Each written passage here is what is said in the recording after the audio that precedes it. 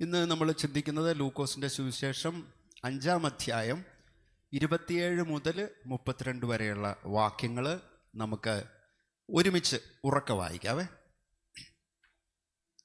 അതിൻ്റെ ശേഷം അവൻ പുറപ്പെട്ട് ലേവി എന്നു പേരുള്ളൊരു ചുങ്കക്കാരൻ ചുങ്കസ്ഥലത്തിരിക്കുന്നത് കണ്ടു. എന്നെ അനുഗമിക്ക എന്ന് അവനോട് പറഞ്ഞു. അവൻ സകലവും വിട്ട് എഴുന്നേറ്റ് അവനെ അനുഗമിച്ചു. ലേവി തൻ്റെ വീട്ടിൽ അവനൊരു വലിയ വിരുന്നൊരുക്കി. ചുങ്കക്കാരും മറ്റും വലിയൊരു പുരുഷാരം അവരോടുകൂടെ പന്തിയിലിരുന്നു. പരീശന്മാരും അവരുടെ ശാസ്ത്രിമാരും അവൻ്റെ ശിഷ്യന്മാരോട്, നിങ്ങൾ ചുങ്കക്കാരോടും പാപികളോടും കൂടെ തിന്നുകുടിക്കുന്നത് എന്ത് എന്ന് പറഞ്ഞ് പിറുവിറുത്തു. യേശു അവരോട്, ദീനക്കാർക്കല്ലാതെ സൗഖ്യമുള്ളവർക്ക് വൈദ്യനെ കൊണ്ട് ആവശ്യമില്ല. ഞാൻ നീതിമാന്മാരെ അല്ല പാപികളെ അത്രേ മാനസാന്തരത്തിന് വിളിപ്പാൻ വന്നിരിക്കുന്നത് എന്ന് ഉത്തരം പറഞ്ഞു. ഇവിടെ ചുങ്കം പിരിവുകാരനായിരുന്ന ലേവിയെ തന്നെ അനുഗമിക്കുവാനായിട്ട് യേശു വിളിക്കുന്നതാണ് ലൂക്കോസ് വിവരിക്കുന്നത്. അതാണ് അതിൻ്റെ കോണ്ടെക്സ്റ്റ്. ലേവി ഒരു യഹൂദനായിരുന്നുവെങ്കിലും ഗലീലയിലെ രാജാവായ ഹെറോദ രാജാവിൻ്റെ ഭരണകൂടത്തിലെ ചുങ്കം പിരിക്കുന്നവനായിരുന്നു, ടാക്സ് പിരിക്കുന്നവനായിരുന്നു. ഈ ചുങ്കക്കാരെ കുറിച്ച് നേരത്തെ ഇവിടെ ചർച്ചിൽ പറഞ്ഞിട്ടുണ്ടെങ്കിലും ഒന്നുകൂടി ഞാൻ പറയാം. ഈ ടാക്സ് പിരിക്കുന്നവർ അവർ ചെയ്യുന്നത് എന്താണെന്ന് വെച്ചാൽ, ഇത്ര ടാക്സ് ആയിരിക്കും പിരിക്കാൻ പറഞ്ഞിരിക്കുന്നത്, പക്ഷെ അവരെന്ത് ചെയ്യുമെന്ന് വെച്ചാൽ ആളുകളുടെ അടുക്കൽ നിന്ന് അതിനേക്കാൾ കൂടുതൽ പിരിക്കും. കൂടുതൽ പിരിക്കുന്നത് ഇവരുടെ പോക്കറ്റിലിടും.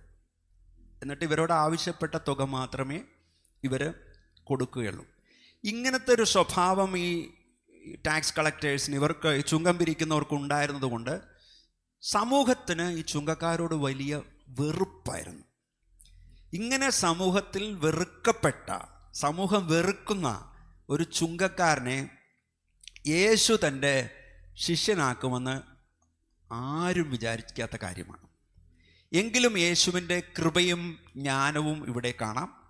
ഇങ്ങനെയുള്ള ഒരാളെ വിളിക്കുന്നതിലുള്ള ദൈവകൃപ, ഗ്രീക്കും അരാമ്യ ഭാഷയും കൈകാര്യം ചെയ്യുന്ന ഒരാളെ വിളിച്ചതിലുള്ള ദൈവത്തിൻ്റെ ജ്ഞാനം.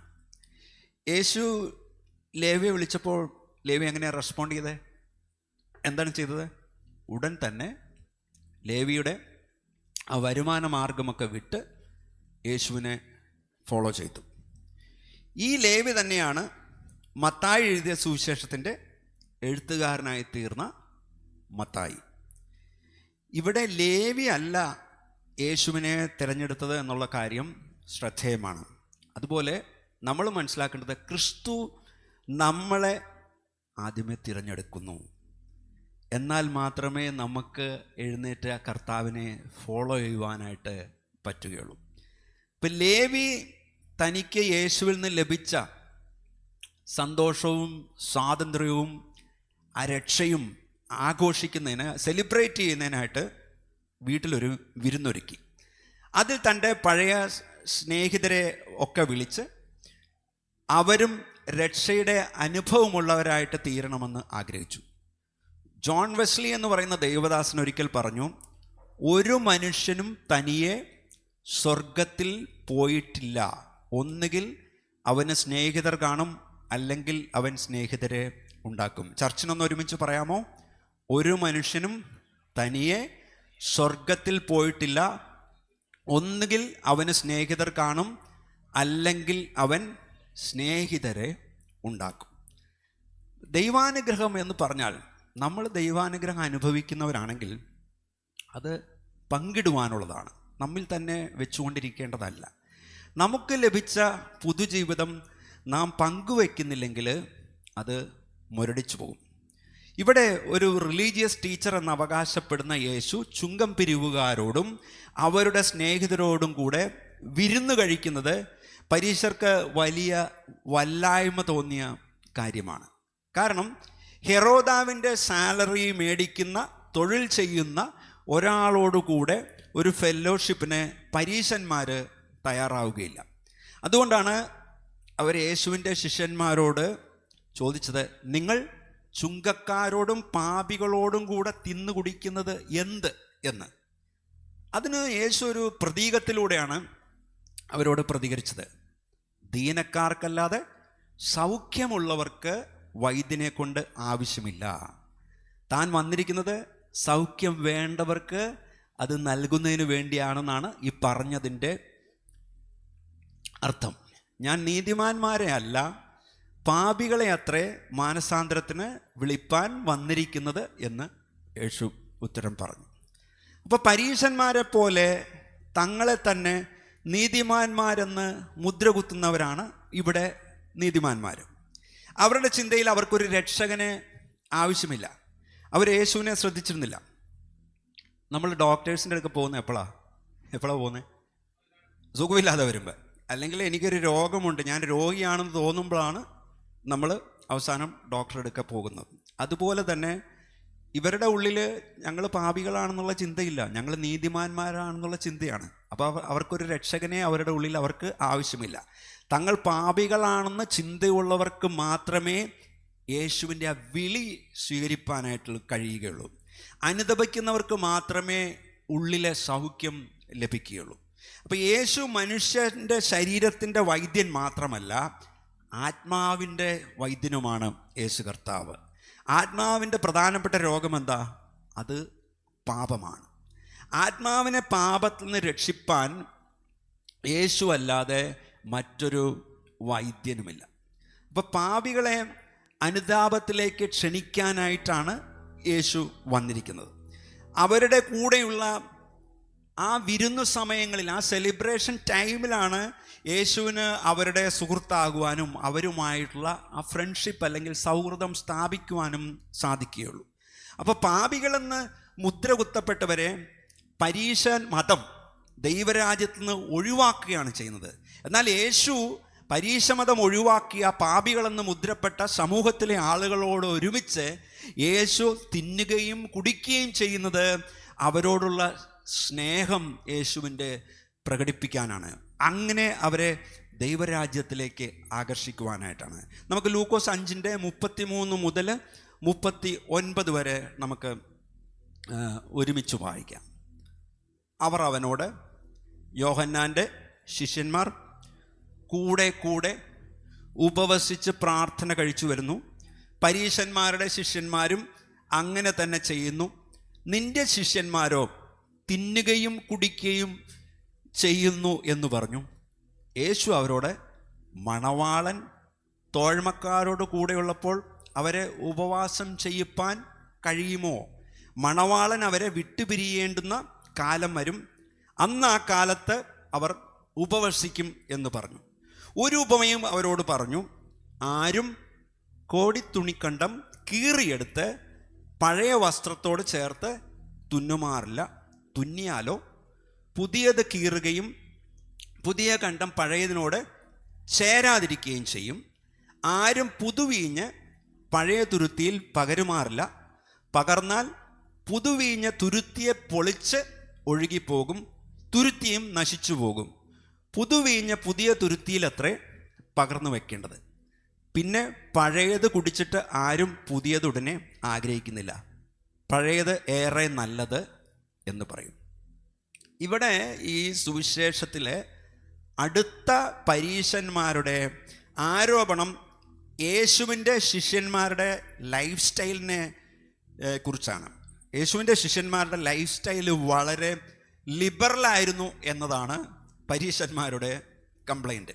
നമുക്ക് ലേവ്യ പുസ്തകം 23-ാം അധ്യായം 27 മുതൽ 29 വരെയുള്ള വാക്യം നമുക്കൊരുമിച്ച് വായിക്കാം. സ്ക്രീനിൽ നോക്കിയാൽ മതി. 7-ാം മാസം 10-ാം തീയതി പാപപരിഹാര ദിവസമാകുന്നു. അന്ന് നിങ്ങൾക്ക് വിശുദ്ധ സഭായോഗം ഉണ്ടാകണം. നിങ്ങൾ ആത്മതപനം ചെയ്യുകയും യഹോവയ്ക്ക് ദഹനയാഗം അർപ്പിക്കുകയും വേണം. അന്ന് നിങ്ങൾ യാതൊരു വേലയും ചെയ്യരുത്. അത് നിങ്ങളുടെ ദൈവമായ യഹോവയുടെ സന്നിധിയിൽ നിങ്ങൾക്ക് വേണ്ടി പ്രായശ്ചിത്തം കഴിക്കേണ്ടതിനുള്ള പാപ പരിഹാര ദിവസം. അന്ന് ആത്മതപനം ചെയ്യാത്ത ഏവനെയും അവൻ്റെ ജനത്തിൽ നിന്ന് ഛേദിച്ചു കളയണം.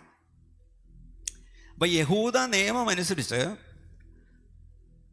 വർഷത്തിലൊരിക്കൽ പാപപരിഹാര ദിവസം, ആ ദിവസം യഹൂദന്മാർ ഉപവസിച്ചിരിക്കണം.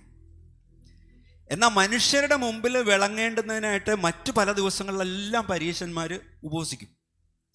അങ്ങനെ ഒരു ദിവസം പരീശന്മാരും യോഹന്നാൻ്റെ ശിഷ്യന്മാരും ഉപവസിച്ചു. എന്നാൽ യേശുവും ശിഷ്യന്മാരും അത് ചെയ്തിരുന്നില്ല. അപ്പം യഹൂദ പാരമ്പര്യം അനുസരിക്കാത്തതിൽ യേശുവിൻ്റെ ശിഷ്യന്മാരെ ചിലർ ക്വസ്റ്റ്യൻ ചെയ്യുക. യേശു ഒരു വിവാഹ വിരുന്നിനെ താരതമ്യപ്പെടുത്തിക്കൊണ്ടാണ് ഈ കാര്യത്തിൽ ഈ പരീശന്മാരുടെ ചോദ്യത്തിന് മറുപടി നൽകിയത്. യേശു എന്താ പറയണേ? മണവാളൻ കൂടെയുള്ളപ്പോൾ ആരും ഉപവസിക്കാറില്ല. അത് സെലിബ്രേഷൻ്റെ ടൈമാണ്. അത് സന്തോഷിക്കുന്നതിനും ഭക്ഷിക്കുന്നതിനും ഒക്കെയുള്ള സമയമാണ്. അതുപോലെ യേശു കൂടെയുള്ളപ്പോൾ അവർ ഉപവസിക്കേണ്ട കാര്യമില്ല. എന്നാൽ മണവാളൻ അവരോട് കൂടെ ഇല്ലാതിരിക്കുന്ന സമയം വരുന്നുണ്ട്. ആ സമയത്ത് തൻ്റെ ശിഷ്യന്മാർ ഉപവസിക്കും. അതുപോലെ യേശുവിൻ്റെ ശിഷ്യന്മാരെ യഹൂദ പാരമ്പര്യങ്ങൾ ഫോളോ ചെയ്യുവാനായിട്ട് ആവശ്യപ്പെടുന്നത്, ഈ പരീശന്മാർ യേശുവിൻ്റെ ശിഷ്യന്മാരോട് യഹൂദ പാരമ്പര്യങ്ങൾ നിങ്ങൾ പിന്തുടരണമെന്ന് ആവശ്യപ്പെടുന്നത് പഴയ വസ്ത്രത്തിൽ പുതിയ തുണിക്കഷ്ണം ചേർത്ത് തുന്നുന്നത് പോലെയാണ്. അങ്ങനെ ആരും ചെയ്യില്ല. അങ്ങനെ ആരും ചെയ്യും? പഴയ വസ്ത്രത്തിൻ്റെ കൂടെ പുതിയത് തുണി ചേരും. എന്ത് പറ്റും? പഴയത് ഓൾറെഡി പഴയതായതുകൊണ്ട് പഴയ തുണി കീറിപ്പോവുകയും പുതിയ വസ്ത്രം നശിക്കുകയും ചെയ്യും. അപ്പം യേശു പറയുന്ന പുതിയ ആശയത്തെ യഹൂദന്മാർ അനുഷ്ഠിച്ചു പോരുന്ന ആശയത്തോട് ചേർത്ത് വയ്ക്കുവാനായിട്ട് പരീശന്മാർ ശ്രമിക്കുകയാണ്. നിങ്ങൾക്ക് പറയുന്നുണ്ടോ? മനസ്സിലാവുന്നുണ്ടോ ഞാൻ പറയുന്നത്? ഓക്കെ. അടുത്തത്, പുതിയ വീഞ്ഞാരും പഴയ തുരുത്തിയിൽ പകർന്നു വെക്കാറില്ല. ആട്ടിൻ തുകൽ മടക്കി വെള്ളം ചോരാത്ത വിധം തുന്നി ഉണ്ടാക്കുന്ന സഞ്ചിയാണ് ഈ തുരുത്തി എന്ന് പറയുന്നത്. അപ്പം ഈ പഴയ തുരുത്തി എന്ന് പറഞ്ഞാൽ ഇത് പരമാവധി വികസിച്ച് കഴിഞ്ഞതാണ് പഴയ തുരുത്തി. അപ്പോൾ പഴയ തുരുത്തിയിൽ ഈ പുതിയ വീഞ്ഞ് പകർന്നാൽ എന്ത് പറ്റുമെന്ന് വെച്ചാൽ, ഈ വീഞ്ഞ് ആ പഴയ തുരുത്തിയിലിരുന്ന് അതിങ്ങനെ പരുവപ്പെട്ട് വരുമ്പോൾ പഴയ തുരുത്തിക്ക് പിന്നെ വികസിക്കാൻ സ്പേസ് ഇല്ലാതെ വരുമ്പം അത് പൊട്ടി കീറിപ്പോവും. അതുകൊണ്ടാണ് പുതിയ വീഞ്ഞിന് പുതിയ തുരുത്തി തന്നെയാണ് ആവശ്യം. അതുപോലെ യേശുവും ശിഷ്യന്മാരും പറയുന്ന ഈ പുതിയ കാര്യം ഉൾക്കൊള്ളുവാനായിട്ട് പരീശ മതത്തിൽ വിശ്വസിച്ചിരുന്നവർക്ക് കഴിഞ്ഞില്ല. ഇന്നും അതുപോലെ തന്നെയാണ്. പരീശ മനസ്സുള്ള പലർക്കും യേശുവിൻ്റെ പഠിപ്പിക്കലുകളെയും ആ മാറ്റത്തെയും ഉൾക്കൊള്ളാനായിട്ട് പറ്റുകയില്ല. ആ പരീശ മനസ്ഥിതിയുള്ളവർ പറയും, ഞങ്ങൾ വർഷങ്ങളായിട്ട് പഠിച്ചിരിക്കുന്നത് ഇങ്ങനെയാണ്, ഞങ്ങളുടെ പിതാക്കന്മാർ വർഷങ്ങളായിട്ട് പഠിപ്പിച്ച് വെച്ചിരിക്കുന്നത് ഇങ്ങനെയാണ്, ഞങ്ങൾ അതിൽ നിന്ന് കട്ടക്കിടിച്ചാൽ ഞങ്ങൾ മാറുകയില്ല, ഞങ്ങൾ ചെയ്യുന്നത് തന്നെ നിങ്ങളും ചെയ്യണം എന്ന് അവർ നിർബന്ധിക്കും. അത് പരീശ മനസ്സുള്ളവർക്ക് പറ്റുന്ന പ്രശ്നങ്ങളാണ്. എന്നാൽ യേശുവിൻ്റെ ഫോളോവേഴ്സിൻ്റെ പ്രത്യേകത എന്താണെന്ന് അറിയാവോ? ആവശ്യമില്ലാത്ത നിയമങ്ങളിൽ അവർ തളച്ചിടപ്പെടുന്നില്ല. യേശുവിൻ്റെ ഫോളോവേഴ്സിൻ്റെ പ്രത്യേകത എന്താണ്? ആവശ്യമില്ലാത്ത നിയമങ്ങളിൽ അവർ തളച്ചിടപ്പെടുന്നില്ല. അപ്പോൾ വിവാഹത്തിൽ പങ്കെടുക്കുന്നവരുടെ പോലുള്ള സന്തോഷം അങ്ങനെയുള്ളവർ, യേശുവിനെ പിൻപറ്റുന്നവർ അനുഭവിക്കുന്നു. ഉപവാസത്തിന് പറ്റിയൊരു സമയം ഉണ്ടാകാം, എന്നാൽ ഇപ്പോൾ അല്ല ഇത്. അപ്പം യേശു പറഞ്ഞ ഈ കാര്യം പക്ഷേ പരീശർക്ക് മനസ്സിലായില്ല. അവർക്ക് പരിചയം അവരുടെ പഴയ മതപാരമ്പര്യവും പഴയ വീഞ്ഞും ഒക്കെയാണ്. അതുകൊണ്ട് പുതിയ വീഞ്ഞ് രുചിച്ചു നോക്കാൻ പോലും അവർക്ക് കഴിയുകയില്ല, മാറ്റത്തിന് തയ്യാറാവുകയില്ല. മനസ്സിലായോ? അപ്പോൾ പഴയതാണ് കുറേ കൂടെ നല്ലത് എന്ന് അവരെപ്പോഴും പറഞ്ഞുകൊണ്ടിരിക്കും. അങ്ങനെ പറഞ്ഞു വന്നവർക്കുള്ള മറുപടികളാണ് കർത്താവ് ഈ കാര്യങ്ങളിലൂടെ അവതരിപ്പിച്ചത്. ലൂക്കോസ് 6:1 മുതൽ 5 വരെ നമുക്ക് ഒരുമിച്ച് വായിക്കാം. ഒരു ശബത്തിൽ അവൻ വിളഭൂമിയിൽ കൂടി കടന്നു പോകുമ്പോൾ അവൻ്റെ ശിഷ്യന്മാർ കതിർ പറിച്ച് കൈകൊണ്ട് തിരുമ്മി തിന്നു. പരീശന്മാർ ചിലർ, ശബത്തിൽ വിഹിതമല്ലാത്തത് നിങ്ങൾ ചെയ്യുന്നത് എന്ത് എന്ന് പറഞ്ഞു. യേശു അവരോട്, ദാവീദ് തനിക്കും കൂടെയുള്ളവർക്കും വിശന്നപ്പോൾ ചെയ്തതെന്ത്? അവൻ ദേവാലയത്തിൽ ചെന്നു പുരോഹിതന്മാർ മാത്രമല്ലാതെ ആരും തിന്നരുതാത്ത കാഴ്ചയപ്പം വാങ്ങി തിന്നുകയും കൂടെയുള്ളവർക്ക് കൊടുക്കുകയും ചെയ്തു എന്നുള്ളത് നിങ്ങൾ വായിച്ചിട്ടില്ലയോ എന്ന് ഉത്തരം പറഞ്ഞു. മനുഷ്യപുത്രൻ ശബത്തിനും കർത്താവാകുന്നു എന്നും അവരോട് പറഞ്ഞു. സുവിശേഷങ്ങൾ നമ്മൾ വായിക്കുമ്പോൾ ഈ ശബത്തുമായിട്ട് റിലേറ്റ് ചെയ്ത 3 വിവാദങ്ങൾ സുവിശേഷങ്ങൾ നമുക്ക് കാണുവാൻ സാധിക്കുന്നുണ്ട്. നമ്മൾ യോഹന്നാൻ എഴുതിയ സുവിശേഷം പഠിച്ചപ്പോൾ യോഹന്നാൻ എഴുതിയ സുവിശേഷം 5-ാം അധ്യായത്തിൻ്റെ 1 മുതൽ 18 ബെഥേസ്ദ കുളക്കരയിലെ സൗഖ്യത്തെ തുടർന്ന് അവിടെ ഒരു വിവാദമുണ്ടായി. രണ്ടാമത്തേത് നമ്മളിപ്പോൾ വായിച്ച ലൂക്കോസിൻ്റെ സുവിശേഷം 6-ാം അധ്യായം 1 മുതൽ 5 വരെയിൽ നമ്മൾ വായിച്ച കതിർ പറിച്ചു തിന്നതിനെ തുടർന്ന് ഒരു വിവാദം ഉണ്ടായി. ഇനി നമ്മൾ അടുത്തൊരു വിവാദം നോക്കുന്നുണ്ട്. മൂന്നാമത്തേത് 6-ാം അധ്യായം 6 മുതൽ 11 വരെ കൈവരണ്ടവനെ സൗഖ്യമാക്കിയതിനെ തുടർന്നുണ്ടായ വിവാദം നമുക്ക് കാണുവാൻ സാധിക്കും. ഈ പരീശന്മാർക്കും ശാസ്ത്രിമാർക്കും യേശു കർത്താവ് പക്ഷപാത രോഗിക്ക് പാപക്ഷമ നൽകിയതും, അതുപോലെ തന്നെ ഈ പരീശന്മാരും ശാസ്ത്രിമാരും വളരെ അവജ്ഞയോടെ നോക്കിയിരുന്ന ആളുകളുമായിട്ട് യേശു കൂട്ടുകൂടുന്നതും യേശുവിൻ്റെ ജീവിത ശൈലിയൊന്നും അവർക്ക് ഇഷ്ടപ്പെടുന്നുണ്ടായിരുന്നില്ല. അതിനാൽ യേശു ചെയ്യുന്ന എല്ലാ കാര്യങ്ങളിലും അവരെ കുറ്റം കണ്ടെത്തുവാനായിട്ട് ശ്രമിച്ചിരുന്നു. അത് സ്വാഭാവികമായിട്ട് സംഭവിക്കുന്നത്.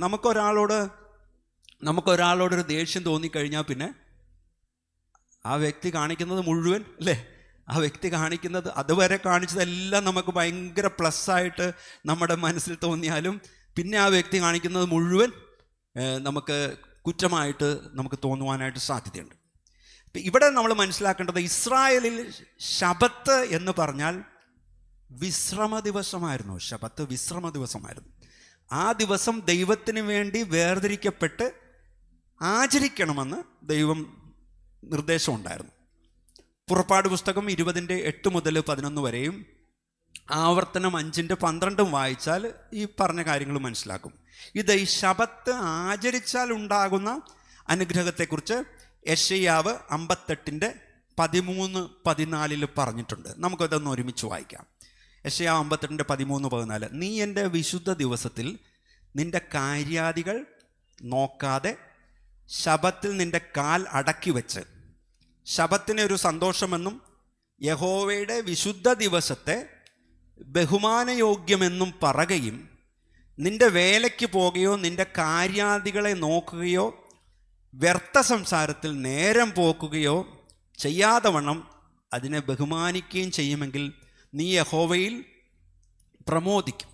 ഞാൻ നിന്നെ ദേശത്തിലെ ഉന്നതങ്ങളിൽ വാഹനമേറ്റി ഓടുമാറാക്കുകയും നിൻ്റെ പിതാവായ യാക്കോബിൻ്റെ അവകാശം കൊണ്ട് നിന്നെ പോഷിപ്പിക്കുകയും ചെയ്യും.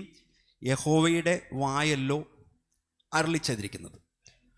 അപ്പോൾ മോശയുടെ ന്യായപ്രമാണമൊക്കെ തങ്ങളുടെ തന്നെ രീതിയിൽ ശബത്ത് നാളിൽ എന്തൊക്കെ ജോലികൾ ചെയ്യാം, എന്തൊക്കെ ജോലികൾ ചെയ്തുകൂടാ എന്ന് പറയുന്നതിനുള്ള അധികാരം ഞങ്ങൾ കാണുന്ന ഈ പരീശന്മാർ അവകാശപ്പെട്ടിരുന്നു. എന്നാൽ പരീശന്മാരുടെ അത്തരം നിർദ്ദേശങ്ങളെയൊന്നും യേശു അംഗീകരിച്ചു കൊടുത്തില്ല. ശബത്ത് നാളിൽ ശിഷ്യന്മാർ കതിരുകൾ പറിച്ച് തിന്നുന്നതിനെ ന്യായീകരിച്ചുകൊണ്ടാണ് യേശു കർത്താവ് അതിന് മറുപടി നൽകിയത്. ഒരു പ്രവൃത്തിയുടെ, ഒരു ആക്ഷൻ്റെ വലിപ്പ ചെറുപ്പം ഒന്നും നോക്കാതെ പരീശന്മാർ ആ കതിര് പറിച്ച് തിന്നുന്നതിനെയും ശബത്തിനെ ലംഘിക്കുന്ന വേലയായിട്ടാണ് വ്യാഖ്യാനിച്ചത്. കതിരിങ്ങനെ പറിച്ച് തിന്നുന്നതിനെ പോലും, നടന്നു പോകുമ്പോൾ ഒരു കതിര് പറിച്ച് തിന്നുന്നതിനെ പോലും ആ ശബത്തിനെ ലംഘിക്കുന്ന വേലയായിട്ട് അവര് പരീശന്മാര് ഇന്റർപ്രറ്റ് ചെയ്തു. എന്നാൽ യഹൂദ നിയമങ്ങളിൽ ഒന്ന് അനുസരിക്കാതിരുന്ന അവരുടെ ദാവീദ് രാജാവിനെ കുറിച്ച് യേശു ഓർപ്പിച്ചു. അതിന് മറുപടിയായിട്ട് പുരോഹിതന്മാർക്ക് മാത്രം കഴിക്കുവാൻ പാടുള്ള അപ്പം ദാവീദ് തനിക്കും കൂടെ ഉണ്ടായിരുന്നവർക്കും വിശന്നപ്പോൾ കഴിച്ചു. അപ്പൊ കാഴ്ചയപ്പം ഭക്ഷിക്കുന്നതിലൂടെ അവരും ദാവീദും കൂട്ടരും നടത്തിയത് നിയമലംഘനമായിരുന്നു. അപ്പോൾ വിശക്കുന്നവരെ തീറ്റിപ്പോറ്റുന്നത് ശബത്ത് നിയമം അനുസരിക്കുന്നതിനേക്കാൾ പ്രധാനമെന്ന് കരുതിയത് കൊണ്ടാണ് അവർ അന്ന് അങ്ങനെ ചെയ്തത്. അപ്പൊ പരീശന്മാര് പഠിപ്പിച്ച തരത്തിലുള്ള നിയമങ്ങൾ പഴയ നിയമത്തിൽ പോലും ഉണ്ടായിരുന്നില്ല എന്നാണ് യേശു കർത്താവ് സ്ഥാപിക്കാനായിട്ട് ശ്രമിച്ചത്. ശബത്ത് എന്ന് പറഞ്ഞാൽ അത് മനുഷ്യർക്ക് വേണ്ടിയാണെന്നും യേശു മനുഷ്യപുത്രൻ എന്ന നിലയിൽ ഈ ശബത്തിനും കർത്താവാകുന്നു എന്നും ഈ ന്യായപ്രമാണം വ്യാഖ്യാനിക്കാനുള്ള, ഇന്റർപ്രറ്റ് ചെയ്യാനുള്ള അവകാശം യേശുവിനും ഉണ്ടെന്നും ശബത്ത് നാളിൽ എന്തൊക്കെ ചെയ്യാമെന്ന് നിശ്ചയിക്കാൻ തനിക്ക് അധികാരമുണ്ടെന്നും യേശു ആ കോണ്ടെക്സ്റ്റിൽ സ്ഥാപിക്കുകയായിരുന്നു. നമുക്ക് ലൂക്കോസ് 6 മുതൽ 11 വരെ നമുക്ക് ഒരുമിച്ച് വായിക്കാം. മറ്റൊരു ശബത്തിൽ അവൻ പള്ളിയിൽ ചെന്ന് ഉപദേശിക്കുമ്പോൾ വലങ്കൈ വരണ്ടുള്ള ഒരു മനുഷ്യൻ അവിടെ ഉണ്ടായിരുന്നു. ശാസ്ത്രിമാരും പരീശന്മാരും അവനെ കുറ്റം ചുമത്തുവാൻ സംഗതി കിട്ടേണ്ടതിന് അവൻ ശബത്തിൽ സൗഖ്യമാക്കുമോ എന്ന് നോക്കിക്കൊണ്ടിരുന്നു. അവരുടെ വിചാരം അറിഞ്ഞിട്ട് അവൻ വരണ്ട കൈയുള്ള മനുഷ്യനോട് എഴുന്നേറ്റ് നടുവിൽ നിൽക്ക എന്ന് പറഞ്ഞു. അവൻ എഴുന്നേറ്റ് നിന്നു. യേശു അവരോട്, ഞാൻ നിങ്ങളോടൊന്ന് ചോദിക്കട്ടെ, ശബത്തില് നന്മ ചെയ്യുകയോ തിന്മ ചെയ്യുകയോ ജീവനെ രക്ഷിക്കുകയോ നശിപ്പിക്കുകയോ ഏത് വിഹിതം എന്ന് പറഞ്ഞു. അവരെല്ലാം ചുറ്റും നോക്കിയിട്ട് ആ മനുഷ്യനോട് കൈ നീട്ടുക എന്ന് പറഞ്ഞു. അവൻ അങ്ങനെ ചെയ്തു. അവന്റെ കൈക്ക് സൗഖ്യം വന്നു. അവരോ ഭ്രാന്ത് നിറഞ്ഞവരായി യേശുവിനെ എന്ത് ചെയ്യേണ്ടു എന്ന് തമ്മിൽ ആലോചന കഴിച്ചു. അപ്പൊ മറ്റൊരു ശബത്തിൽ യേശു വരണ്ട കൈയുള്ള ഒരുവനെ കണ്ടുമുട്ടി. യഹൂദന്മാരുടെ പാരമ്പര്യം അനുസരിച്ച് ശബത്തില് ഒരാളുടെ ജീവൻ രക്ഷിക്കുവാൻ മാത്രമേ അനുവാദമുള്ളൂ. ജീവൻ രക്ഷിക്കാൻ മാത്രമേ അനുവാദമുള്ളൂ. ഒരു സൗഖ്യമാണ് കൊടുക്കണമെങ്കിൽ ആ ശബത്തിന്റെ ദിവസം കഴിഞ്ഞിട്ട് പിറ്റേ ദിവസമേ സൗഖ്യത്തിന് പോകാവുള്ളൂ. ആ ദിവസം സൗഖ്യം കൊടുക്കാൻ പാടില്ല. ജീവൻ രക്ഷിക്കേണ്ട സാഹചര്യമാണെങ്കിൽ ജീവൻ രക്ഷിക്കാം. സൗഖ്യമാണെങ്കിൽ അന്ന് ചെയ്യാൻ പാടില്ല. പിറ്റേ ദിവസമേ, അടുത്ത ദിവസത്തേക്ക് കാത്തിരിക്കണം. അതുകൊണ്ട് ഈ സാഹചര്യത്തിൽ യേശു എന്താണ് ചെയ്യുന്നതെന്ന് അറിയുവാനായിട്ട് കാത്തിരുന്നു. യഹൂദ നിയമം അനുസരിച്ച് ശബത്ത് നിയമം ലംഘിക്കുന്നത് വളരെ സീരിയസ് ആയിട്ടുള്ള കുറ്റമായിരുന്നു. അങ്ങനെ ചെയ്യുന്നതിന്, ശബത്ത് നിയമം ലംഘിക്കുന്നതിന്റെ ഫലം എന്താണെന്നറിയോ? അതിന്റെ ശിക്ഷ മരണമായിരുന്നു. ശബത്ത് നിയമം ലംഘിച്ചാൽ പുറപ്പാട് 31 14 മുതൽ 17 വരെ വായിച്ചാൽ അത് മനസ്സിലാക്കും. അപ്പൊ യഹൂദന്മാരുടെ ചിന്ത എന്താണെന്ന് യേശു കർത്താവ് അറിഞ്ഞിരുന്നു. അതുകൊണ്ട് യേശു കർത്താവ് അവരോട് ചോദിച്ചു, ശബത്തിൽ നന്മ ചെയ്യുകയോ തിന്മ ചെയ്യുകയോ ജീവനെ രക്ഷിക്കുകയോ നശിപ്പിക്കുകയോ ഏതാണ് നല്ലതെന്ന്. അങ്ങനെ ചോദിച്ച ശേഷം ഈ വരണ്ട കൈയുള്ള മനുഷ്യനെ സൗഖ്യമാക്കി. ഇപ്പൊ ശബത്ത് ആചരിക്കുന്നതിൻ്റെ ലക്ഷ്യം എന്താണെന്ന് ഈ യഹൂദ നേതാക്കള് മറന്നുപോയിരുന്നു. ശബത്ത് എന്താ? ശബത്ത് അതൊരു വിശ്രമ ദിവസമായിട്ടാണ് ശബത്തിനെ കരുതിയിരുന്നത്. എന്നാൽ ഇവിടെ യഹൂദന്മാർ അത് മനസ്സിലാക്കിയത് നിയമങ്ങൾ, മതത്തിന്റെ നിയമങ്ങൾ അനുസരിക്കുന്ന ദിവസത്തിനാണ് അവർ പ്രാധാന്യം കൊടുക്കുന്നത്. മനസ്സിലായോ? വിശ്രമ ദിവസം എന്ന് പറഞ്ഞാൽ എന്താണെന്ന് മനസ്സിലാക്കുവാൻ സഹായിക്കുന്നതായിരുന്നു ശബത്ത് എന്ന നിയമം. എന്നാൽ കേവലം നിയമങ്ങൾ ആചരിക്കുന്നതിനേക്കാൾ ആവശ്യത്തിലിരിക്കുന്നവരുടെ ആവശ്യങ്ങൾ നിറവേറ്റുന്നതും നന്മ ചെയ്യുന്നതുമാണ് തൻ്റെ മുൻഗണന എന്ന് യേശു തൻ്റെ പ്രവർത്തികളിലൂടെ അവർക്ക് വ്യക്തമാക്കി കൊടുത്തു. അപ്പൊ ഈ നസ്രത്തിൽ നിന്നുള്ള ഈ രോഗശാന്തിക്കാരനെയും ഈ ഉപദേഷ്ടാവായിട്ടുള്ള യേശുവിനെ ഉൾക്കൊള്ളുവാനായിട്ട് അവർക്ക് കഴിഞ്ഞില്ല. അപ്പൊ അതുകൊണ്ട് യേശു ദൈവദൂഷണമാണ് പറയുന്നത്, ചെയ്യുന്നത്. ചുങ്കക്കാരോടും പാപികളോടും കൂടെ യേശു ഭക്ഷണത്തിനിരിക്കുന്നു. മാത്രമല്ല, യേശു പെട്ടെന്ന് ആ നാട്ടിൽ, ആ ദേശത്തെല്ലാം വളരെ പോപ്പുലറായിട്ട് മാറുന്നു. സകലരും യേശുവിനെ ഫോളോ ചെയ്യുന്നു. അപ്പൊ ജനത്തിന്റെ മുമ്പില് ഈ പരീശന്മാർക്ക് ഉള്ള വിലയും അധികാരവും ഇല്ലാതാകുമോ എന്ന് അവര് സംശയിച്ചു. അതുകൊണ്ട് അവരെ യേശു കർത്താവിനെ ഒടുക്കി കളയുവാൻ, നശിപ്പിച്ചു കളയുവാനായിട്ട് അവര് ഗൂഢാലോചന ആരംഭിച്ചു എന്നാണ് പറയുന്നത്. ലൂക്കോസ് 6 12 മുതൽ 16 വരെ നമുക്ക് ഒരുമിച്ച് വായിക്കാം. ആ കാലത്ത് അവൻ പ്രാർത്ഥിക്കേണ്ടതിന് ഒരു മലയിൽ ചെന്നു. ദൈവത്തോടുള്ള പ്രാർത്ഥനയിൽ രാത്രി കഴിച്ചു. നേരം വെളുത്തപ്പോൾ അവൻ ശിഷ്യന്മാരെ അടുക്ക വിളിച്ചു. അവരിൽ 12 പേരെ തിരഞ്ഞെടുത്തു. അവർക്ക് അപ്പസ്തോലന്മാർ എന്ന് പേർ വിളിച്ചു. അവർ ആരെന്നാൽ ഒരുമിച്ച് വായിക്കും.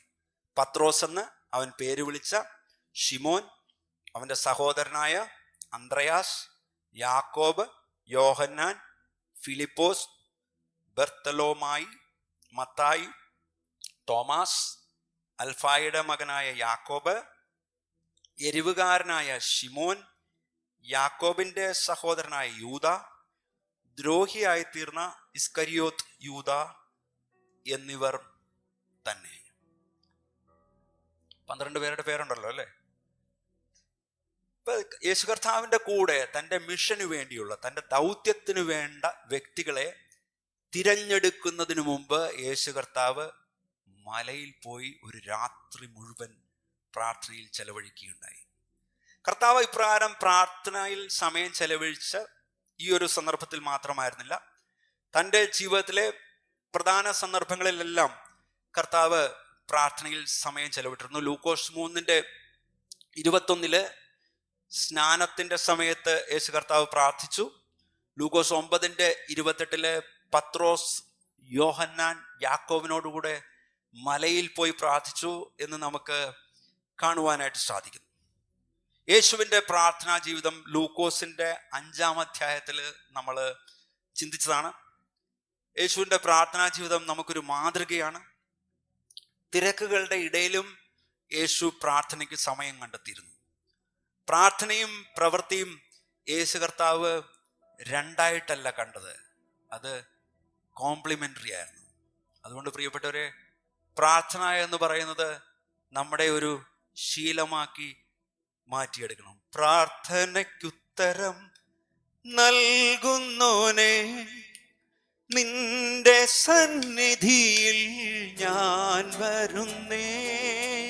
പ്രാർത്ഥനയ്ക്കുത്തരം നൽകുന്നോനെ, നിന്റെ സന്നിധിയിൽ ഞാൻ വരുന്നേ. സ്വർഗീയാനുഗ്രഹ ഭണ്ഡാരത്തിൻ വാതിൽ തുറക്കണമേ. സ്വർഗീയാനുഗ്രഹ ഭണ്ഡാരത്തിൻ വാതിൽ തുറക്കണമേ. കേൾക്കണേ എൻ പ്രാർത്ഥന, നൽകണേ എൻ യാചന. കേൾക്കണേ എൻ പ്രാർത്ഥന, നൽകണേ എൻ യാചന. പുത്രന്റെ നാമത്തിൽ ചോദിക്കുമ്പോൾ ഉത്തരം തരുമെന്നരുളിയോനേ. പുത്രന്റെ നാമത്തിൽ ചോദിക്കുമ്പോൾ ഉത്തരം തരുമെന്നരുളിയോനേ. നീക്കം വരാത്ത നിൻ വാഗ്ദത്തമെൻ പേർക്കു നീ തന്നുവല്ലോ. നീക്കം വരാത്ത നിൻ വാഗ്ദത്തമെൻ പേർക്കു നീ തന്നുവല്ലോ. കേൾക്കണേ എൻ പ്രാർത്ഥന, നൽകണേ എൻ യാചന. കേൾക്കണേ എൻ പ്രാർത്ഥന, നൽകണേ എൻ യാചന. വചനമെന്നാത്മാവിൻ ദാഹം തീർപ്പാൻ അരുളുകദാസരിൽ വരമധികം. വചനമെന്നാത്മാവിൻ ദാഹം തീർപ്പാൻ അരുളുക ദാസരിൽ വരമധികം, പകരുകയാത്മാവിൻ തിരുശക്തിയാൽ നിറയുവാൻ നിൻ ജനങ്ങൾ. പകരുകയാത്മാവിൻ തിരുശക്തിയാൽ നിറയുവാൻ നിൻ ജനങ്ങൾ. കരങ്ങളടിച്ച് പാടാം. എൻ പ്രാർത്ഥന നൽകണേ, എൻ യാചന കേൾക്കണേ, എൻ പ്രാർത്ഥന നൽകണേ, എൻ യാചന. പാപവും രോഗവും അകറ്റിടുമാ രുധിരത്തിനത്ഭുത ശക്തി ഇന്ന്. പാപവും രോഗവും അകറ്റിടുമാ രുധിരത്തിനത്ഭുത ശക്തി ഇന്ന്. അറിയുവാനിവിടെ വിശ്വാസത്തിൻ്റെ ഹൃദയങ്ങൾ തുറക്കണമേ. അറിയുവാനിവിടെ വിശ്വാസത്തിൻ്റെ ഹൃദയങ്ങൾ തുറക്കണമേ. കേൾക്കണേ എൻ പ്രാർത്ഥന, നൽകണേ എൻ യാചന.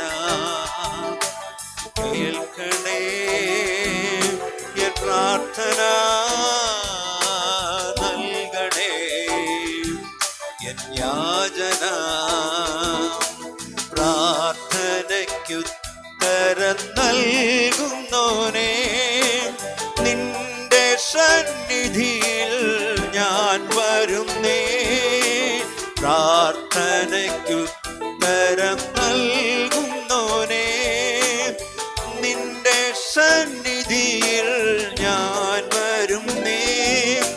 സ്വർഗീയാനുഗ്രഹ ഭണ്ഡാരത്തിൻ വാതിൽ തുറക്കണമേ. ഹല്ലേലൂയ. സ്വർഗീയാനുഗ്രഹ ഭണ്ഡാരത്തിൻ വാതിൽ തുറക്കണമേശുവേ.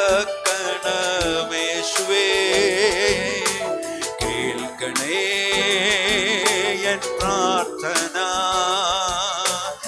നൽകണേ എൻ യാചന. കേൾക്കണേ എൻ പ്രാർത്ഥന, നൽകണേ എൻ യാചന.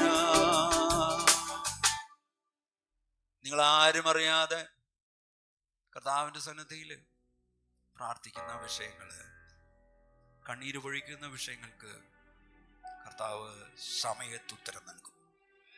വിശ്വസിച്ചാട്ടെ. അത് തക്ക സമയത്ത് നിങ്ങളുടെ വിഷയങ്ങൾക്ക് കർത്താവ് വിടുതൽ നൽകിയിരിക്കും. ഒരു സംശയം വേണ്ട. പ്രാർത്ഥന കേൾക്കുന്നവനാണ് നമ്മുടെ സർവശക്തനായ ദൈവം.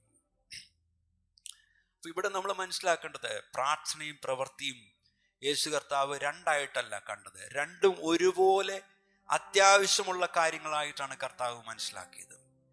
വളരെ തിരക്കേറിയ ജീവിതമാണ് നമ്മുടേതൊക്കെ.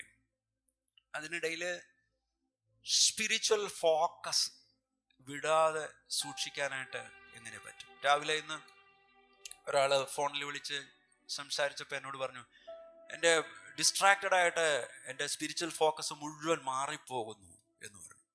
പല കാര്യങ്ങളിൽ ഡിസ്ട്രാക്റ്റഡ് ആയിട്ട് എൻ്റെ സ്പിരിച്വൽ ഫോക്കസ് എനിക്ക് മാറിപ്പോകുന്നു എന്ന് പറഞ്ഞു.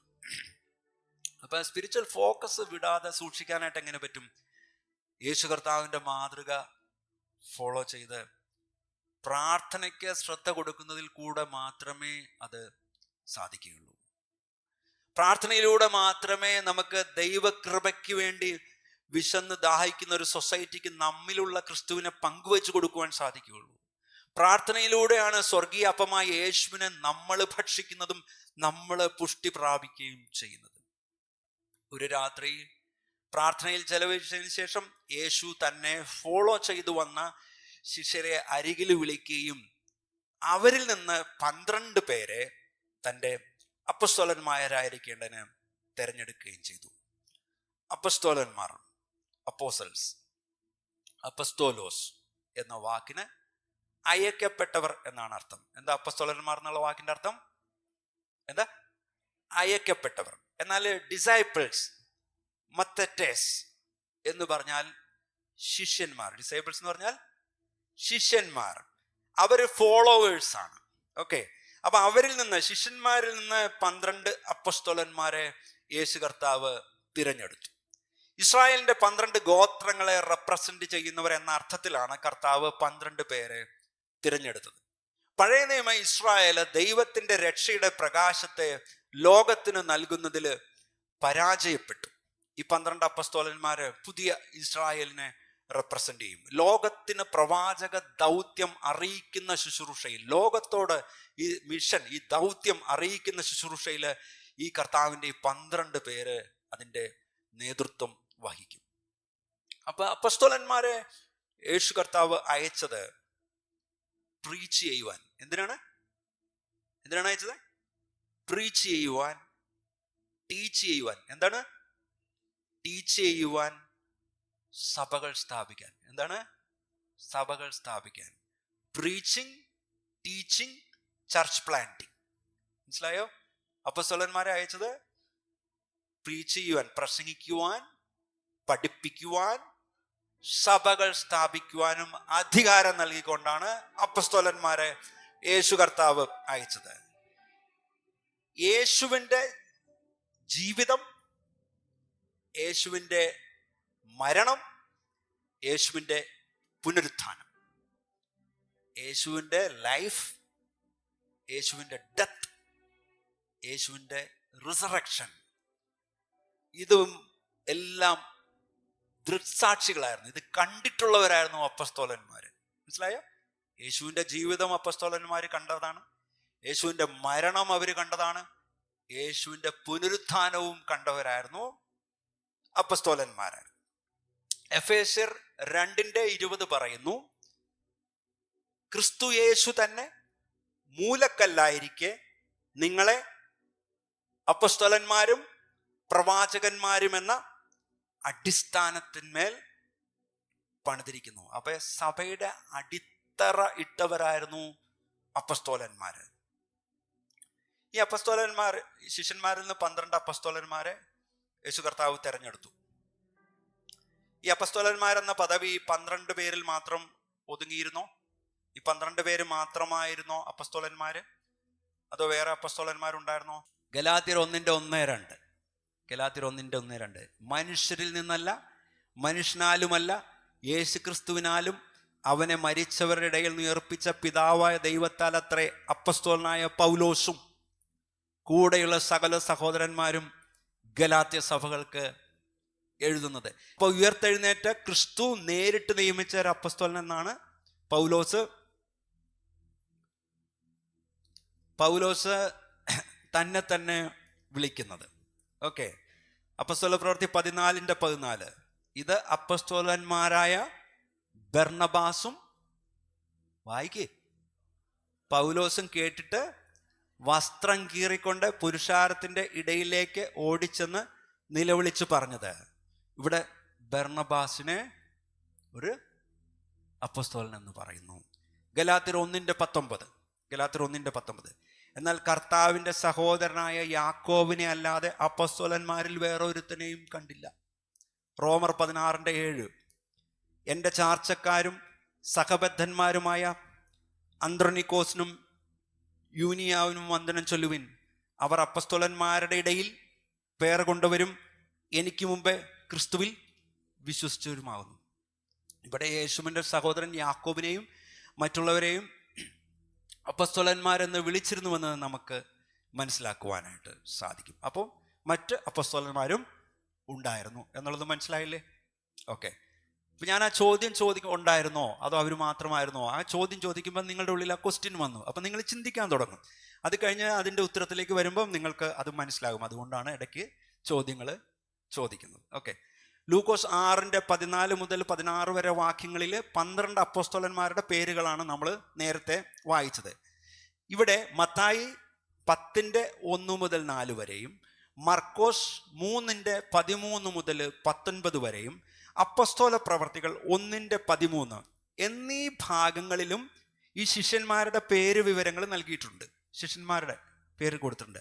ആ ലിസ്റ്റിൽ നിന്ന് അല്പം ചില വ്യത്യാസങ്ങൾ ഈ വേദഭാഗത്തുണ്ട്. ലൂക്കോസ് 6:14-16 വരെ പറഞ്ഞിരിക്കുന്ന ആ ഭാഗത്ത് നിന്ന് ഈ മറ്റു ഭാഗത്ത് കുറച്ച് വ്യത്യാസമുണ്ട്. അതെന്താണെന്ന് കൂടി ഞാൻ പറഞ്ഞുതരാം. ഉദാഹരണത്തിന്, എരിവുകാരനായ ശിമോൻ എന്ന് ലൂക്കോസിൽ പറയുമ്പോൾ മർക്കോസിലും മത്തായിലും പറയുന്നത് കനാന്യനായ ശിമോൻ എന്നാണ്. എരിവുകാരനായ ശിമോൻ എന്നുള്ളതിന് പകരം ആ സുവിശേഷങ്ങളിൽ പറയുന്നത് എന്താണ്? കനാന്യനായ ശിമോൻ എന്നാണ്. ഒരേ വ്യക്തി 2 പേരുകളിൽ അറിയപ്പെട്ടിരിക്കാൻ സാധ്യതയുണ്ടെന്ന് ചിന്തിക്കാം. ഇപ്പോൾ ഉദാഹരണത്തിന് പറഞ്ഞാൽ, എൻ്റെ ഒഫീഷ്യൽ നെയിം സാംസൺ എന്നാണ്, പക്ഷെ എൻ്റെ പള്ളിയിൽ ഇട്ടിരിക്കുന്നവർ സൈമൺ എന്നാണ്. മനസ്സിലായോ? അപ്പോൾ 2 പേരുകളിൽ വേണമെങ്കിൽ ഞാൻ എൻ്റെ പേര് അതിന് ഒരു ഉദാഹരണത്തിന് പറഞ്ഞു എന്നേ ഉള്ളൂ കേട്ടോ. അപ്പോൾ ഒരേ വ്യക്തി 2 പേരുകളിൽ അറിയപ്പെട്ടിരിക്കാനാണ് സാധ്യതയെന്ന് ചിന്തിക്കാം. യാക്കോബിൻ്റെ മകനായ യൂദയെ മറ്റ് ലിസ്റ്റുകളിൽ കാണുന്നില്ല. യാക്കോബിൻ്റെ മകനായ യൂദയെ മറ്റ് ലിസ്റ്റിൽ കാണുന്നില്ല. അതേസമയം ലൂക്കോസ് പറയാത്ത തദ്ദായിയെ അവിടെ കാണുന്നുണ്ട്. തദ്ദായിയെ ഒരുപക്ഷെ ലൂക്കോസ് പറയുന്ന യൂദ തദ്ദായി എന്ന പേരിൽ അറിയപ്പെടുന്നതിന് താല്പര്യപ്പെട്ടിരുന്നിരിക്കാം. കാരണം ഒറ്റുകാരനായ ഇസ്കറിയാത്ത യൂദയായി തന്നെ തെറ്റിദ്ധരിക്കാതിരിക്കാനുള്ള ആഗ്രഹം കൊണ്ടാകാം. യൂദ 2 പേരും ഒരേ പേര് പറയുമ്പോഴത്തേക്കും ഇതിലേതാടാ, ഒറ്റവൻ ഏതാടാ എന്ന് ചിലപ്പോൾ ചോദ്യം വരാം. ഇസ്കറിയാത്ത യൂദ ആദ്യകാലങ്ങളിൽ യേശുവിനോട് വളരെ അടുത്തൊക്കെ നിന്ന ആളായിരിക്കാം, പക്ഷെ പിന്നീട് അതിൽ നിന്നെല്ലാം മാറിപ്പോയി. അപ്പം കർത്താവിൻ്റെ 12 അപ്പോസ്തലന്മാരെല്ലാവരും തന്നെ തികച്ചും സാധാരണക്കാരനായിരുന്നു, ഓർഡിനറി പീപ്പിളായിരുന്നു. പക്ഷെ അവർ കർത്താവുമായി ബന്ധപ്പെട്ടപ്പോൾ ഈ സാധാരണക്കാരായിരുന്നവരുണ്ടല്ലോ അസാധാരണക്കാരായിട്ട് തീർന്നു. ഓർഡിനറി ആയിരുന്നതൊക്കെ എക്സ്ട്രാ ഓർഡിനറി ആയിട്ട് മാറി. കർത്താവിൻ്റെ കൂടെ നടന്നപ്പോൾ അവർക്ക് തെറ്റിദ്ധാരണകളുണ്ടായിരുന്നു, അവർക്ക് പ്രശ്നങ്ങളുണ്ടായിരുന്നു. പക്ഷെ കർത്താവിൻ്റെ ഉയർപ്പിന് ശേഷം അവർ ക്രിസ്തുവിൻ്റെ ധീരസാക്ഷികളായിട്ട് തീർന്നു. ദൈവശക്തിയാൽ അവരുടെ ജീവിതം പരിപൂർണമായിട്ട് മാറ്റപ്പെട്ടു. ഞാൻ ചോദിക്കട്ടെ, ഈ കർത്താവിനെ അറിഞ്ഞില്ലായിരുന്നെങ്കിൽ നമ്മൾ എന്താകുമായിരുന്നു? ഒരു സ്തോത്രം ചെയ്യാവോ കർത്താവിന്? കർത്താവ് നമ്മളെ സ്നേഹിച്ചതിന്, കർത്താവ് നമ്മളോട് കരുണ കാണിച്ചതിന്, പരിശുദ്ധാത്മാവ് നമ്മളുടെ ഹൃദയത്തോട് സംസാരിച്ചതിന്, നമ്മളെ വിടുവിച്ചതിന് കരങ്ങളുയർത്തി കർത്താവിനൊരു സ്തോത്രം ചെയ്യാവോ? അപ്പം കർത്താവിൻ്റെ ശിഷ്യന്മാരുടെ ചരിത്രം സുവിശേഷങ്ങളിൽ അവസാനിക്കാതെ അപ്പസ്തോല പ്രവർത്തികളിലും ലേഖനങ്ങളിലും കൂടി പരന്നു കിടക്കുന്നുണ്ട്. ഒന്നാമത്തെ കർത്താവിൻ്റെ ശിഷ്യന്മാരിൽ ഒന്നാമത് യോഹന്നാൻ്റെ മകനായ ഷിമോൻ പത്രോസ്. ജോലി എന്തായിരുന്നു? മീൻപിടുത്തമായിരുന്നു പ്രൊഫഷൻ, അല്ലേ? സ്വഭാവം നോക്കിയാലോ, ഭയങ്കര ഹേസ്റ്റി ആയിരുന്നു, എടുത്തിയാട്ടക്കാരനായിരുന്നു, ഭീരുവായിരുന്നു. പിന്നീട് ക്രിസ്തുവിനെ പ്രസംഗിക്കുന്നതിൽ ധീരനായിട്ട് മാറി. 12 പ്രധാന ശിഷ്യന്മാരിൽ പ്രധാനപ്പെട്ട ഒരാളായിരുന്നു. യേശുവിനെ മിശിഹയായിട്ട് മനസ്സിലാക്കി, യേശുവിനെ തള്ളി പറഞ്ഞു, എന്നാൽ അനുദപിച്ചു. യെരുശലേം സഭയുടെ എൽഡറായിരുന്നു, യെരുശലേം സഭയുടെ മൂപ്പനായിരുന്നു. ജാതികളെ സ്നാനം കഴിപ്പിച്ചു. 1ഉം 2ഉം പത്രോസ് എഴുതി. യേശു കർത്താവ് പത്രോസിനെ കുറിച്ച് പറഞ്ഞത് പാറക്കഷ്ണം എന്നർത്ഥമുള്ള പത്രോസ് എന്ന് പേരിട്ടു. യേശു കർത്താവ് ക്രൂശമരണം ഒഴിവാക്കണമെന്ന് പറഞ്ഞപ്പോൾ യേശു കർത്താവ് ഈ പത്രോസിനെ സാത്താൻ എന്ന് വിളിച്ചു. ആത്മാക്കളെ പിടിക്കുന്നവനാക്കുമെന്ന് യേശു കർത്താവ് പത്രോസിനോട് പറഞ്ഞു. ദൈവത്തിൽ നിന്ന് വെളിപ്പാടുകൾ ലഭിച്ചു. തന്നെ തള്ളിപ്പറയും, വിശ്വാസത്തിൻ്റെ പേരിൽ ക്രൂശിക്കപ്പെടും എന്ന് അറിയിച്ചു. പത്രോസിന്റെ ജീവിതത്തിൽ നിന്ന് നമുക്ക് പഠിക്കുവാനായിട്ട് സാധിക്കുന്നത്, വിശ്വാസികളുടെ ജീവിതത്തിൽ വീഴ്ചകൾ ഉണ്ടാകും. ക്രിസ്തുവിങ്കലേക്ക് തിരികെ വരുമ്പോൾ യേശു കർത്താവ് ക്ഷമിക്കുകയും വിശ്വാസത്തിൽ ശക്തീകരിക്കുകയും ചെയ്യും. ചർച്ചിനൊന്ന് ഒരുമിച്ച് പറയാവോ? വിശ്വാസികളുടെ ജീവിതത്തിൽ വീഴ്ചകളുണ്ടാകും. ക്രിസ്തുവിലേക്ക് തിരികെ വരുമ്പോൾ യേശു കർത്താവ് ക്ഷമിക്കുകയും വിശ്വാസത്തിൽ ശക്തീകരിക്കുകയും ചെയ്യും. ആമേൻ. രണ്ടാമത്തെ ശിഷ്യൻ യാക്കോബ്, സെബദിപുത്രൻ. യാക്കോബും സഹോദരനും ഇടിമക്കൾ എന്ന് വിളിക്കപ്പെട്ടു. ജോലി എന്താ? Profession phishing, മീൻപിടുത്തം. പൊസിഷൻ ആഗ്രഹിക്കുന്ന ആളായിരുന്നു. ക്ഷിപ്രകോപിയാണ്, വിവേചന ശക്തിയുള്ളവനാണ്, ക്രിസ്തുവിനോട് പറ്റി നിന്നവനാണ്. പ്രധാന ശിഷ്യന്മാരിൽ ഒരാളായിരുന്നു. യാക്കോബും യോഹന്നാനും ക്രിസ്തുവിൻ്റെ രാജ്യത്തിൽ ഒരു പൊസിഷൻ വേണം കേട്ടോ എന്ന് ക്രിസ്തുവിനോട് ആവശ്യപ്പെട്ടതാണ്. ശമരിയ ഗ്രാമത്തിൽ തീയിറക്കണമെന്ന് പറഞ്ഞവർ ശിഷ്യന്മാരെ, ഇവര് തീയിറക്കാനായിട്ട് ആഗ്രഹിച്ചവരാണ്. രക്തസാക്ഷിയായ ഒന്നാമത്തെ ശിഷ്യനായിരുന്നു. യേശു യാക്കോബിനെ കുറിച്ച് പറഞ്ഞത്, യാക്കോബിനെയും യോഹന്നാനെയും ഇടിമക്കൾ എന്നാണ് പറഞ്ഞത്. ആത്മാക്കളെ പിടിക്കുന്നവർ ആകും എന്ന് പറഞ്ഞു. യേശു കുടിച്ച പാനപാത്രം അവരും കുടിക്കുമെന്ന് പറഞ്ഞു. അവർ തങ്ങളുടെ മനസ്സിനെ തന്നെ അറിയുന്നില്ല എന്ന് പറഞ്ഞു. യാക്കോബിൻ്റെ ജീവിതത്തിൽ നിന്നും നമ്മൾ പഠിക്കേണ്ടത്, യേശുവിന് വേണ്ടി കഷ്ടം സഹിക്കുവാനും മരിക്കുവാനും വിശ്വാസി തയ്യാറാകണം. എന്നൊരുമിച്ച് പറഞ്ഞേ, യേശുവിന് വേണ്ടി കഷ്ടം സഹിക്കുവാനും മരിക്കുവാനും വിശ്വാസി തയ്യാറാകണം. മൂന്നാമത് യോഹന്നാൻ, ശബദിപുത്രൻ, യാക്കോബിൻ്റെ സഹോദരൻ, യേശു സ്നേഹിച്ച ശിഷ്യൻ. ജോലി എന്താ? മീൻപിടുത്തമായിരുന്നു ജോലി. ഇദ്ദേഹവും പൊസിഷൻ ആഗ്രഹിക്കുന്ന ആളായിരുന്നു. വിവേചന ശക്തിയുള്ള ആളാണ്, സ്നേഹമുള്ള ആളാണ്. പ്രധാന ശിഷ്യന്മാരിൽ മൂന്നാമൻ. യേശുവിൻ്റെ രാജ്യത്തിൽ പ്രത്യേക സ്ഥാനം, പൊസിഷൻ ആവശ്യപ്പെട്ടു. ശമരിയ ഗ്രാമത്തിൽ തീയിറക്കണമെന്ന് പറഞ്ഞു. യെരുശലേം സഭയുടെ എൽഡറായിരുന്നു, മൂപ്പനായിരുന്നു. യോഹന്നാൻ എഴുതിയ സുവിശേഷം 1, 2, 3 യോഹന്നാൻ, വെളിപ്പാട് എന്നീ പുസ്തകങ്ങൾ എഴുതി. യേശു യോഹന്നാനെ കുറിച്ച് പറഞ്ഞത്, യോഹന്നാനെ യാക്കോബിനെ ഇടിമക്കളെന്ന് യേശു പറഞ്ഞു. ആത്മാക്കളെ പിടിക്കുമെന്ന് പറഞ്ഞു. യേശു കുടിച്ച പാനപാത്രം കുടിക്കുമെന്ന് പറഞ്ഞു. സ്വന്തം മനസ്സ് അറിഞ്ഞില്ല. യേശുവിൻ്റെ അമ്മയെ യേശുവിൻ്റെ മരണശേഷം സംരക്ഷിക്കും എന്ന് പറഞ്ഞു. യോഹന്നാൻ്റെ ജീവിതത്തിൽ നിന്ന് നമ്മൾ പഠിക്കേണ്ടത്, യേശുവിൻ്റെ രൂപാന്തരപ്പെടുത്തുന്ന ശക്തി എല്ലാവർക്കും ലഭ്യമാണ്. ഒന്നൊരുമിച്ച് ചർച്ച പറഞ്ഞേ, യേശുവിൻ്റെ രൂപാന്തരപ്പെടുത്തുന്ന ശക്തി എല്ലാവർക്കും ലഭ്യമാണ്. നാലാമത് അന്ത്രയോസ്, പത്രോസിൻ്റെ സഹോദരൻ. ജോലി എന്താ? മീൻപിടുത്തം. മറ്റുള്ളവരെ യേശുവിൻ്റെ അടുക്കൽ കൊണ്ടുവരുവാനായിട്ട് ഉത്സാഹിയായിരുന്നു. യേശുവിനെ കുറിച്ചുള്ള സ്നാപയോഹന്നാൻ്റെ സാക്ഷ്യം സ്വീകരിച്ചു. പത്രോസിനോട് യേശുവിനെ കുറിച്ച് പറഞ്ഞു. അന്ത്രയോസും ഫിലിപ്പോസും യവനരായിട്ടുള്ള ആളുകൾ യേശുവിനെ കാണുവാനായിട്ട് ആഗ്രഹിക്കുന്നു എന്നുള്ള വിവരം അറിയിച്ചു. യേശു അന്ത്രയോസിനെ കുറിച്ച് പറഞ്ഞത്, മനുഷ്യാത്മാക്കളെ പിടിക്കുന്നവനാകും എന്നായിരുന്നു. അന്ത്രയോസിൻ്റെ ജീവിതത്തിൽ നിന്ന് നമ്മൾ പഠിക്കേണ്ടത് എന്താണ്?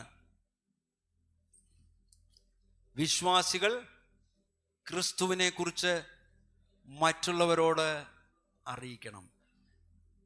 വിശ്വാസികളായിട്ടുള്ളവരെ ക്രിസ്തുവിനെ കുറിച്ച് മറ്റുള്ളവരോട് പറയുമ്പോഴും അവരെ കർത്താവിലേക്ക് കൊണ്ടുവരുമ്പോഴും കർത്താവിൻ്റെ ഒരു ശിഷ്യൻ്റെ ഒരു ക്വാളിറ്റി കാണിക്കുന്നുണ്ട്. ഏത്? ആരുടെയാ? ഇപ്പൊ പറഞ്ഞ ആളാ? ആരുടെ പേരാ പറഞ്ഞപ്പോ? അന്ത്രയോസ്. അപ്പൊ വിശ്വാസികൾ ക്രിസ്തുവിനെ കുറിച്ച് മറ്റുള്ളവരോട് അറിയിക്കണം. അഞ്ചാമത്തെ ശിഷ്യൻ ഫിലിപ്പോസ്. പ്രൊഫഷൻ എന്താ? മീൻപിടുത്തം. ചോദ്യം ചോദിക്കുന്ന സ്വഭാവക്കാരനായിരുന്നു. നഥനയേലിനോട് യേശുവിനെ കുറിച്ച് പറഞ്ഞു. യേശു അങ്ങനെ 5000 പോഷിപ്പിക്കുമെന്ന് ചോദിച്ചു. പിതാവിനെ കാണിച്ചു തരണമെന്ന് പറഞ്ഞു. ഫിലിപ്പോസും അന്ത്രയോസും ചേർന്ന് യവനര് യേശുവിനെ അന്വേഷിക്കുന്നുണ്ടെന്നുള്ള കാര്യം ധരിപ്പിച്ചു. തന്നെ കണ്ടിരിക്കുന്നവർ പിതാവിനെ കണ്ടിരിക്കുന്നുവെന്ന് യേശു അന്ത്രയോസിനോട് പറഞ്ഞു. ഫിലിപ്പോസിൻ്റെ ജീവിതത്തിൽ നമ്മൾ പഠിക്കേണ്ടത്, നമ്മുടെ ചോദ്യങ്ങൾ കർത്താവ് നമ്മെ പഠിപ്പിക്കുവാൻ ഉപയോഗിക്കുന്നു. ഒരുമിച്ച് പറഞ്ഞേ, നമ്മുടെ ചോദ്യങ്ങൾ കർത്താവ് നമ്മെ പഠിപ്പിക്കുവാൻ ഉപയോഗിക്കുന്നു. ആറാമത്തെ ശിഷ്യൻ ബർത്തലോമായി, നഥനയേൽ, കപടമില്ലാത്തവൻ, സത്യസന്ധൻ. യേശുവിനെ നസ്രത്തുകാരനായിട്ട് കണക്കാക്കി ആദ്യം റിജക്റ്റ് ചെയ്തു, ആദ്യം നിരസിച്ചു. പിന്നീട് ദൈവപുത്രനും ഇസ്രായേലിൻ്റെ രാജാവുമായിട്ട് അംഗീകരിച്ചു. യേശു ബർത്തലോമായിയെ കുറിച്ച് പറഞ്ഞത് സാക്ഷാൽ ഇസ്രായേലിയൻ, കളങ്കമില്ലാത്തവൻ എന്നാണ് യേശു പറഞ്ഞത്. ബർത്തലോമായിയുടെ ജീവിതത്തിൽ നിന്ന് നമ്മൾ പഠിക്കേണ്ടത് യേശു സത്യസന്ധതയെ മാനിക്കുന്നു. ഒരുമിച്ച് പറഞ്ഞേ, യേശു സത്യസന്ധതയെ മാനിക്കുന്നു. ഏഴാമത്തെ ശിഷ്യൻ മത്തായി, ലേവി. എന്താ ജോലി? ചുങ്കം പിരിക്കുന്നവൻ. തൻ്റെ തൊഴിലിൻ്റെ അടിസ്ഥാനത്തിൽ സമൂഹത്തിൽ ഏറ്റവും വെറുക്കപ്പെട്ടവൻ. തൻ്റെ ലാഭകരമായ തൊഴിൽ ഉപേക്ഷിച്ച് യേശുവിനെ അനുഗമിച്ചു. കർത്താവിനെ വിരുന്നിന് വീട്ടിലേക്ക് വിളിച്ചു. സുവിശേഷം എഴുതി യേശു ശിഷ്യനാകുവാനായിട്ട് വിളിച്ചു. മത്തായിയുടെ ജീവിതത്തിൽ നിന്ന് പഠിക്കേണ്ടത് സ്വയനീതിക്കായിട്ടുള്ളതല്ല ക്രിസ്ത്യാനിത്വം. കുറവുള്ളവർക്കും സഹായം ആവശ്യമാണെന്ന ചിന്തയുള്ളവർക്കും വേണ്ടിയാണിത്. മനസ്സിലായോ? ഒന്ന് ഒരുമിച്ച് പറഞ്ഞേ. ഞാൻ ഭയങ്കര സെൽഫ് റൈറ്റസാണ്, ഞാൻ ഭയങ്കര നീതി ഉള്ള ആളാണ്, അങ്ങനെയുള്ളവർക്ക് വേണ്ടിയിട്ടുള്ള ആളല്ല ക്രിസ്തു മാർഗം.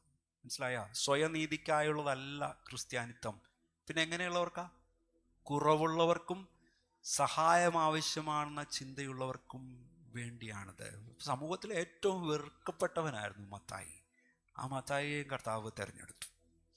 എട്ടാമത്തെ ശിഷ്യൻ തോമസ് ദിദിമോസ്. ധീരനാണ്, സംശയക്കാരനാണ്. മരിക്കേണ്ടി വന്നാലും യേശുവിനോടൊപ്പം ബഥാനിയയിലേക്ക് പോകുവാനായിട്ട്, റിസ്ക് എടുക്കുവാനായിട്ട് തയ്യാറായ വ്യക്തിയാണ്. യേശുവിനോട് നീ എവിടെ പോകുന്നു എന്ന് ചോദിച്ചു. ഉയർത്തെഴുന്നേറ്റ കർത്താവിനെ കണ്ടിട്ടല്ലാതെ വിശ്വസിച്ചില്ല. യേശു തോമസിനെ കുറിച്ച് കണ്ടു വിശ്വസിച്ചവൻ എന്ന് പറഞ്ഞു. തോമസിൻ്റെ ജീവിതത്തിൽ നിന്ന് പഠിക്കേണ്ട പാഠം, സംശയങ്ങൾ വിശ്വാസ ജീവിതത്തിൽ ഉണ്ടാകാം, കർത്താവ് സംശയങ്ങൾ മാറ്റിത്തരും. സംശയങ്ങൾ വിശ്വാസ ജീവിതത്തിൽ ഉണ്ടാകാം, കർത്താവ് സംശയങ്ങളെ മാറ്റിത്തരും. ഒമ്പതാമത്തെ ശിഷ്യൻ യാക്കോബ്, അൽഫായുടെ മകൻ, കർത്താവിൻ്റെ ശിഷ്യനായി. പത്താമത്തെ ശിഷ്യൻ തദ്ദായി, യൂദ, യാക്കോബിൻ്റെ മകൻ. ലോകത്തിന് തന്നെത്താൻ വെളിപ്പെടുത്താതെ എന്തുകൊണ്ട് ശിഷ്യന്മാർക്ക് വെളിപ്പെടുത്തുന്നു എന്ന് കർത്താവിനോട് ചോദിച്ചു. തദ്ദായിയുടെ ജീവിതത്തിൽ നിന്ന് പഠിക്കേണ്ട പാഠം, കർത്താവിനെ വിശ്വസിച്ച് ക്രിസ്ത്യാനികൾ തന്നെ അനുഗമിക്കുന്നു. എല്ലാ ദൈവിക പദ്ധതിയും അറിഞ്ഞിട്ടല്ല അവർ അനുഗമിക്കുന്നത്. മനസ്സിലായോ?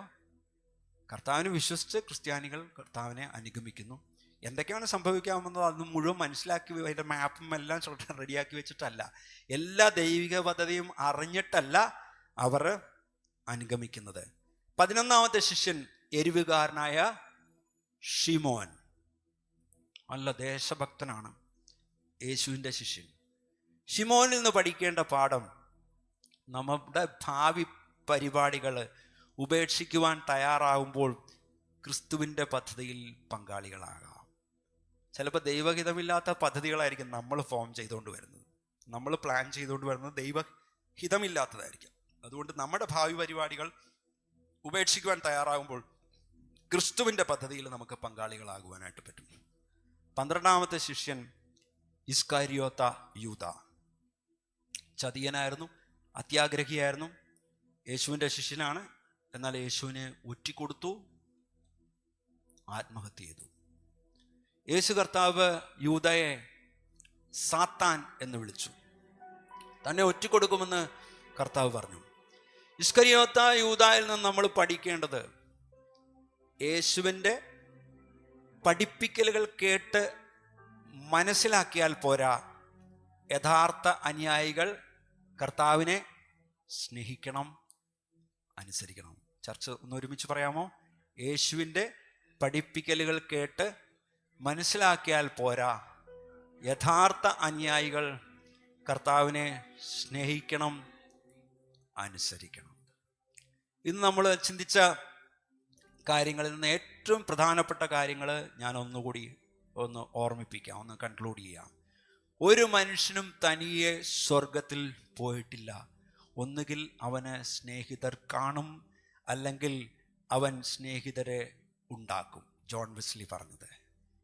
യേശുവിൻ്റെ ഫോളോവേഴ്സിൻ്റെ പ്രത്യേകത, ആവശ്യമില്ലാത്ത നിയമങ്ങളിൽ അവർ തളച്ചിടപ്പെടുന്നില്ല.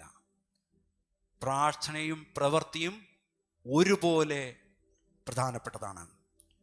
ശിഷ്യന്മാരുടെ ജീവിതത്തിൽ നമ്മൾ പഠിച്ചത്, വിശ്വാസികളുടെ ജീവിതത്തിൽ വീഴ്ചകൾ ഉണ്ടാവും. ക്രിസ്തുവിങ്കിലേക്ക് തിരികെ വരുമ്പോൾ യേശു കർത്താവ് ക്ഷമിക്കുകയും വിശ്വാസത്തിൽ ശക്തീകരിക്കുകയും ചെയ്യും. യേശുവിന് വേണ്ടി കഷ്ടം സഹിക്കുവാനും മരിക്കുവാനും വിശ്വാസി തയ്യാറാകണം. യേശുവിൻ്റെ രൂപാന്തരപ്പെടുത്തുന്ന ശക്തി എല്ലാവർക്കും ലഭ്യമാണ്. വിശ്വാസികൾ ക്രിസ്തുവിനെ കുറിച്ച് മറ്റുള്ളവരോട് അറിയിക്കണം. നമ്മുടെ ചോദ്യങ്ങൾ കർത്താവ് നമ്മെ പഠിപ്പിക്കുവാൻ ഉപയോഗിക്കുന്നു. യേശു സത്യസന്ധതയെ മാനിക്കുന്നു. സ്വയനീതിക്കായിട്ടുള്ളതല്ല ക്രിസ്ത്യാനിത്വം. കുറവുള്ളവർക്കും സഹായം ആവശ്യമാണെന്ന ചിന്തയുള്ളവർക്കും വേണ്ടിയാണിത്.